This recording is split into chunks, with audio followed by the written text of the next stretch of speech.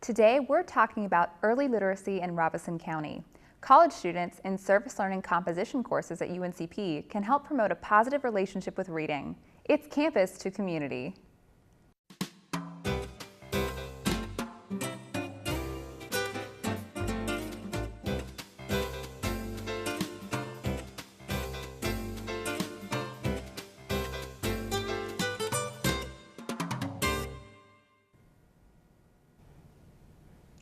Thanks for tuning in to Campus to Community. I'm Hannah Baggett-Anderson, Lecturer of English and Literacy Commons Faculty Fellow. With me to talk about service learning and literacy are two faculty members in the Department of English, Theater, and Foreign Languages, Deana Johnson, Lecturer and Director of Writing, Interacting, and Networking, or WIN program, and Sara Oswald, Senior Lecturer and Yearbook Advisor. Thanks for joining me today, Deana and Sara. Thank you. Happy to be here. Good. To start off, will you tell us a little bit about your service learning project? Sure, I'll start off. We have been trying to focus on literacy programs, obviously. And one of the most important things that we want to do in a composition class is let students know that literacy is throughout your life. You're always building those skills, and we know that the earlier that we expose young children to literacy programs, hopefully promoting a love for reading, that probably the better off they're going to be. And so we came up with this idea a number of years ago, and I actually have to credit Christy Poteet, who I think has been on the show before. She's our director for the Center for Community and Civic Engagement. She wanted to plan celebrations of reading, and so we've just named them reading parties. And we've done a number of themes over the years. Some of the most popular are Dr. Seuss. The college students love them as much as the kids.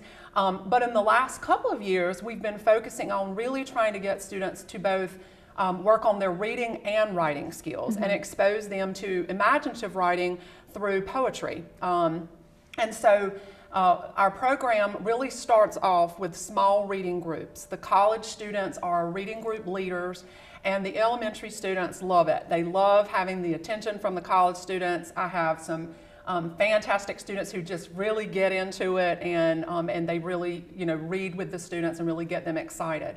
Then they go through a series of different kinds of reading, writing, and craft activities that are, with the theme of the particular program. So what we wanted to do is we were trying to think of what would be meaningful to the students, would be meaningful to the college students.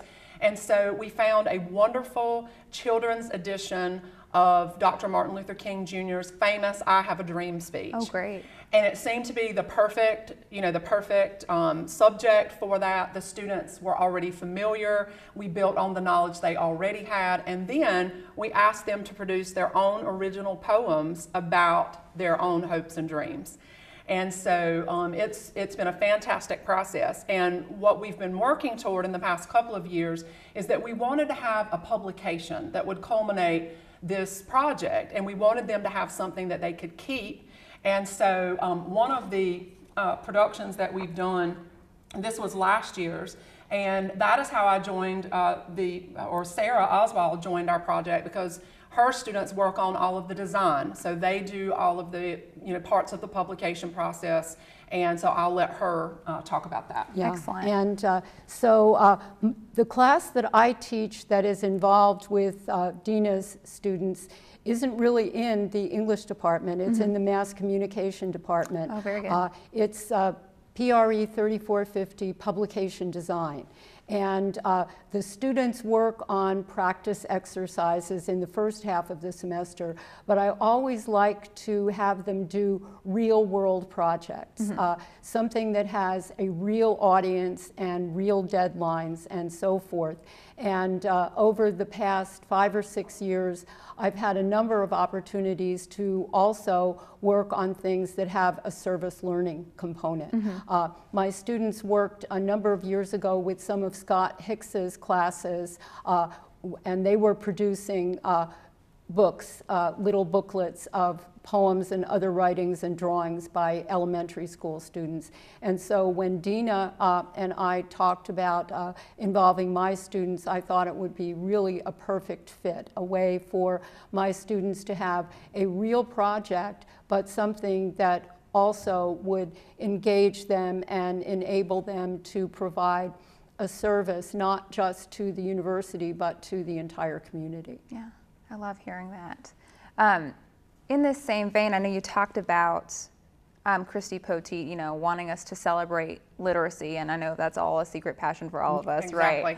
right? But what were the steps you took to kind of come up with this opportunity to be in the schools with this? Because you're in the schools with the reading groups, right? Or is it just reading party day? Well, we actually did both last time. So one of my other colleagues, Amy Williams, she's not with us today, but she also works on this project with us. Mm-hmm. We went out and we visited all of the classes that were going to participate in the event. Mm-hmm. And we went over with them. We really tried to pitch the idea to them, and they were so excited. We asked them questions about what they already knew about the I Have a Dream speech, what they could already tell us about Dr. Martin Luther King, and then we started to talk about writing, and we asked them what they knew about poetry. So we really got them engaged before they came to campus. Great. We also worked with their teachers to give them activities to do before coming to campus so that they had already had some practice, because we knew that during the event here on campus they were going to have to produce not only a draft but a final copy so that we would have all of the raw materials to then design into the publication. Mm-hmm. So we really had a good time going out and meeting each of the classes in the setting, in the school setting, and the mm-hmm. teachers were on board with us. They were excited as well to have a project to work on, and it worked out very well. I had seen actually not this kind of publication, but another publication that a student group had done. My sister-in-law is a teacher in Hope County, and she had done something similar, and so that also contributed to my idea. I said, well, what did you have to do? And so one of the things that I've really liked about these projects is all of the collaboration, because mm-hmm. you start talking with other teachers, you start talking with the elementary school teachers, we start connecting with other faculty members on campus, and we really see benefits for everyone. And that's what we want. And then, of course, the ultimate benefit, we hope, is for the children in our local public schools. There's always work to be done. It's always important to promote literacy, to promote a love for reading. That will never go away. And yeah. So we feel like we're contributing to that mission, really. Yeah, absolutely. And in that same way, you make multiple copies of this publication. Yes. Who gets to take one home? Right. Every child that participates gets to take one. All of the teachers, the participating teachers. We had one, of course, for the principal at R.B. Dean Elementary is where we've been working on this project. Sarah had copies for all of her students. And so hopefully, if we can continue to work on our budget, we're hoping that all the college students can get a copy as well. But we'll see. Budget is a constant challenge, and we're always working on that, looking for grant money. We've even had private donations. 2 years ago, I had a private donation from an administrator. He has since left the university, but he funded this. So we've been so fortunate. So many people have gotten on board. They've helped us, and really we think that this is something that's going to make a lasting impression. Right. And that, thinking about funding and publication, I mean, it's expensive, right? Yeah. I think I was even talking with Sarah earlier about printing in color versus like an online PDF version. And, exactly. And that is one of the, that's one of the things that happens when my students take over. Mm-hmm. They don't really get to interact with the elementary school students. Okay. Although there is a celebration of the publication of the book at the school at the end of the spring semester, but somehow our schedules never work out, and so we haven't ever been able to be there. Although a number of years ago, when my class was working on a publication for one of Scott Hicks's Harlem Renaissance classes, the students came to campus to see the books being printed. Oh, wow. And I and a couple of my students were able to be there, but the really great thing about that was to see the people in our printing department.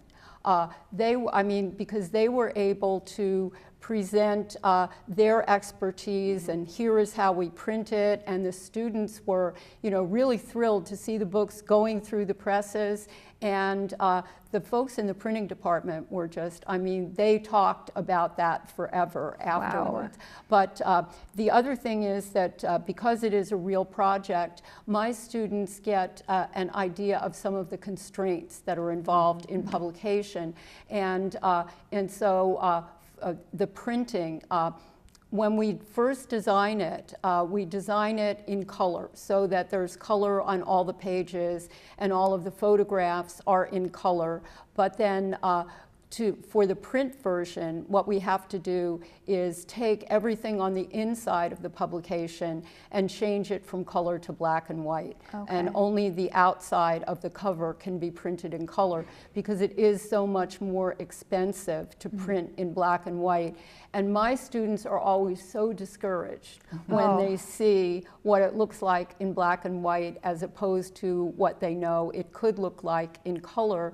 But that gives them, a real sense of not everything is possible, and especially when you're working on a print publication, you have to work within your budget. And so you have a vision of what it could look like and what you would like it to look like, but sometimes you're not always going to be able to do all of that just because it isn't financially possible. Yeah, and so that's kind of interesting to think about meeting that objective potentially of the course where you're showing them real world experience, right?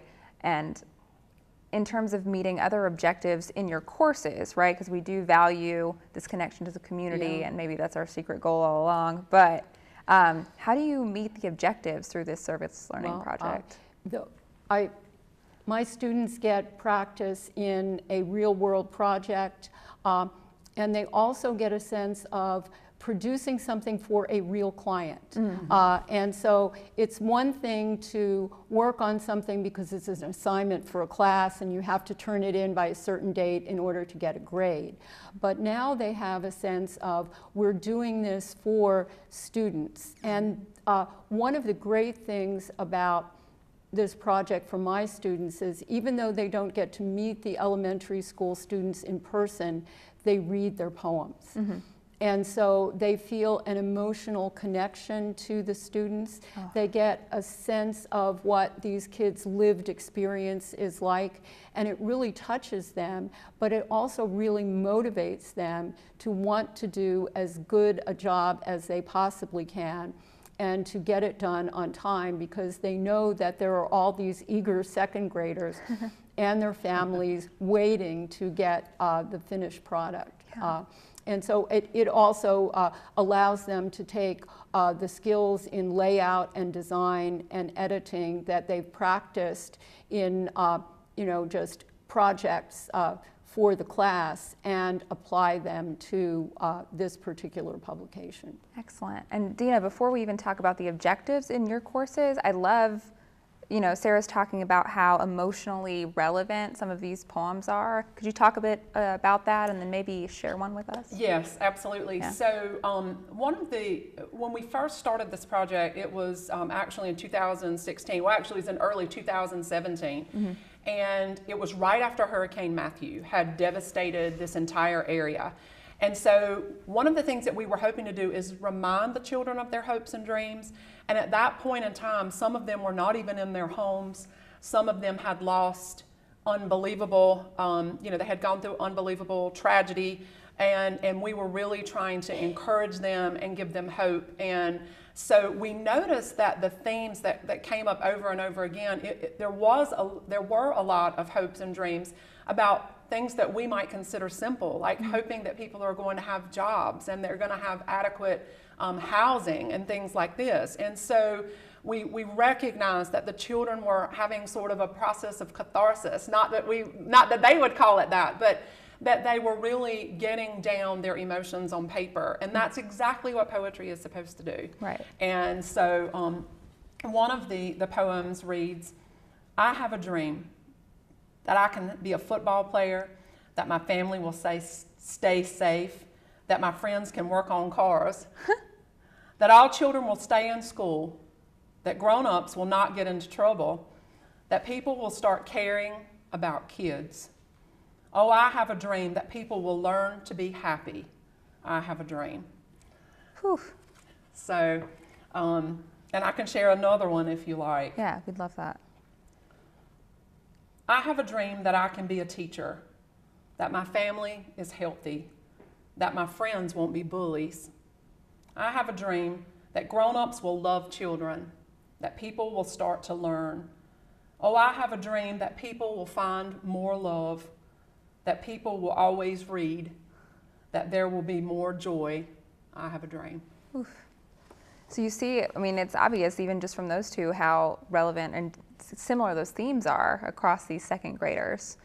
Do you prompt them in any way of what they should be focusing on to write about? We do give them a starter, and so we have our and that kind of ties into the objectives, right, because good. My composition students are acting as writing mentors, and so what I've found that when students come into a composition class, some of them are a little bit reluctant about reading and writing themselves. Absolutely. So they develop this confidence when they're working with the younger children, and what we found is that as they teach the writing process, they become more aware of it in their own writing process. And so they're applying the knowledge. It's, you know, we can talk about writing, we can think about writing, but until you're actually doing it, that's when it begins to have an impact on both the elementary students as well as the college students.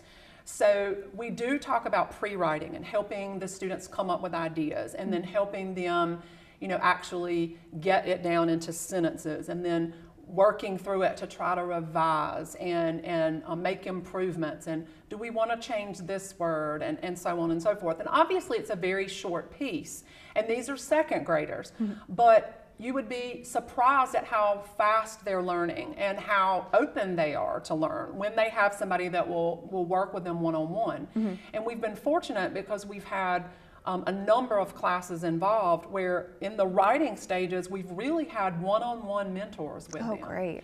And so that gives the gives the college student a chance to be the role model, and the elementary student to really see, hey, I can do this.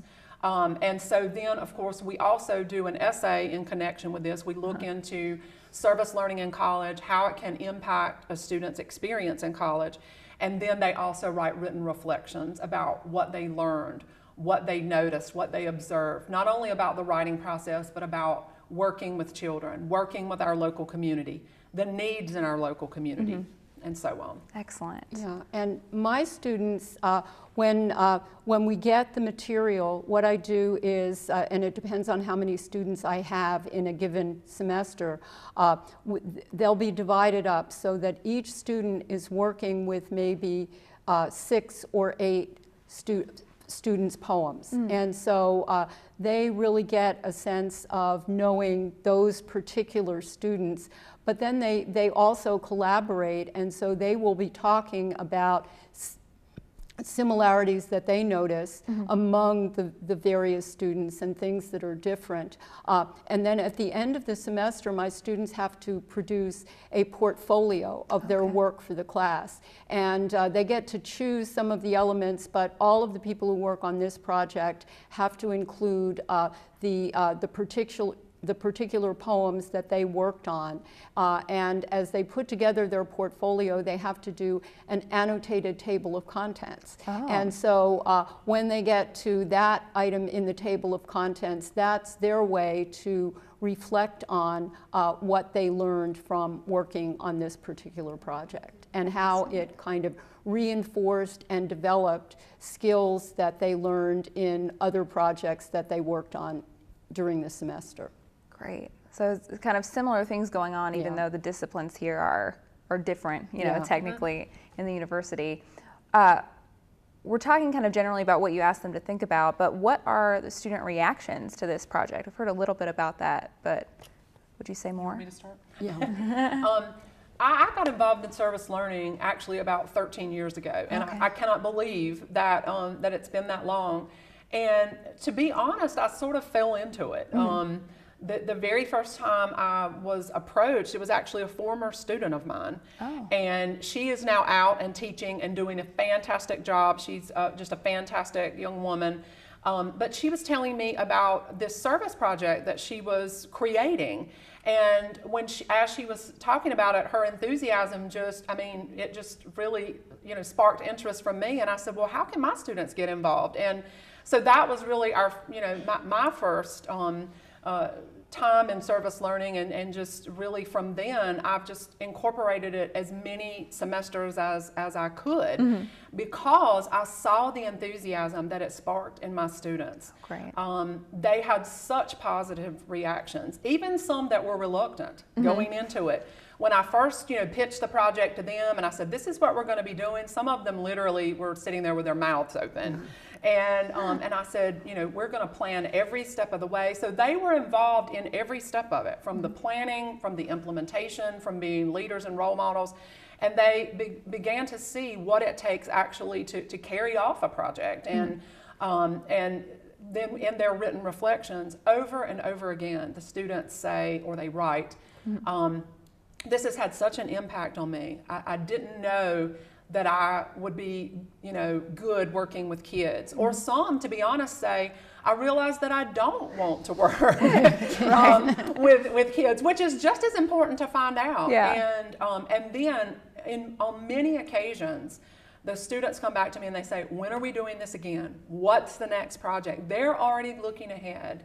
And because I teach in a program and we have cohorts that begin each year, many of the students stay with me through the composition sequence. Excellent. So they're already saying to me, what's our next project, Ms. Johnson? What are we going to do? And so I just don't think that you can present any better evidence of how that this is having a positive impact on both the college students who are involved as well as our local, public school children. Yeah. Yeah.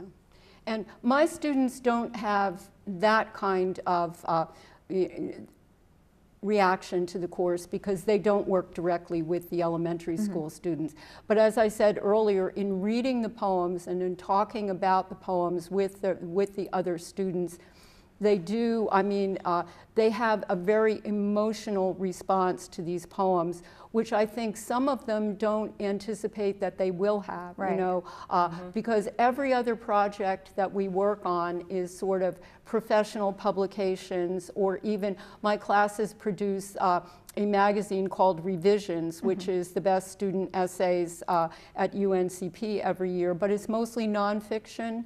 And so this is the only project that they work on that contains poetry. And even the ones who didn't anticipate it have an emotional response, which of course is what poetry is always is all about. Some of the students will then admit, I write poetry myself. Oh. And a couple of them have decided that they're going to do a chapbook of their own poems as their final project for my class. And I think it also gives them a much realer sense of the lived experience of students and families in Robeson County, especially for some of my students who come from elsewhere in the state. They don't really have as much of, they don't have as much contact with the local community. And so through reading these poems, I think they get a much better sense of the real challenges that a lot of people in Robeson County are facing. And they feel like by being able to produce this book for them, they've at least made some small contribution to enriching the lives of people in the community. So, and also, I realized, particularly last year, a lot of the students came in saying, what does service learning mean? Because they didn't know that we had service learning courses at UNCP, and a couple of them said that they were going to look into this and see if they could find other service learning classes to take so that they could get some kind of service learning credential added to their diploma when they graduated, whereas when they started my class, they had never even heard of service learning. Excellent. Yeah, I like hearing you bring this up because I know students have just now registered and they're making some changes and shifts. And I've gotten the question of what does the SL mean next to your course code, which brings me into kind of like a good kind of concluding question for the two of you. And you've implicitly spoken to this, but more specifically, why is service learning important to you personally as an educator, as a member of this community at UNCP? Well, I would say that, I mean, the University of North Carolina at Pembroke is definitely much more than a career for me. I've been here for over 20 years, and I love it, and I'm thankful for that opportunity. But I, of course, am a graduate. My husband is a graduate. My sister-in-law is teaching in Hope County as a graduate. My nephew is a graduate. I mean, for us, it is a family. And so, and I grew up in Robinson County. Oh, wow. And so I have always wanted to give back to the community in some way. And because literacy is my passion, this is one way that we can do it. And we believe that if we can get these children exposed to reading and loving reading and writing early on, that they'll be better students and hopefully better people. And our college students will as well. So it has been a passion of mine, and I hope that we can continue to do good projects in our public schools.